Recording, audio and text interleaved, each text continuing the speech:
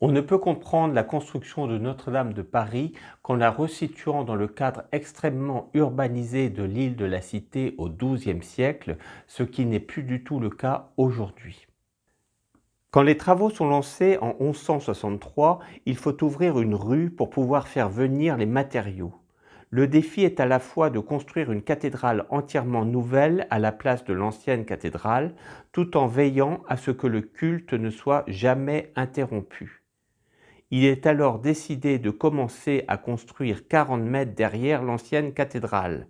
Le chœur est édifié et lorsqu'il est terminé en 1182, l'on installe comme une grande cloison pour le clôturer. Ainsi, l'on peut continuer le culte dans le chœur tout en commençant à raser l'ancienne cathédrale. Les travaux de la nef sont commencés sur 4 niveaux appelés grande arcade, tribune, oculus et fenêtre haute. Cela correspond au projet initial.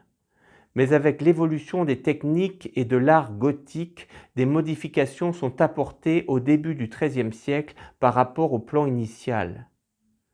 Des chapelles sont ajoutées autour de la nef, puis autour du chœur. Les oculus et les fenêtres hautes sont reliés dans le but de faire mieux entrer la lumière. Les transepts et les magnifiques grandes roses nord et sud apparaissent. Des arcs-boutants sont ajoutés ainsi qu'une flèche.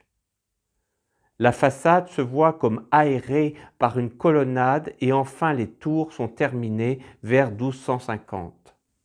L'ensemble du chantier se termine en 1270 par l'achèvement du portail sud. Il n'y aura plus de modifications excepté dans le chœur jusqu'aux grands travaux entrepris 6 siècles plus tard par Eugène Viollet-le-Duc au XIXe siècle.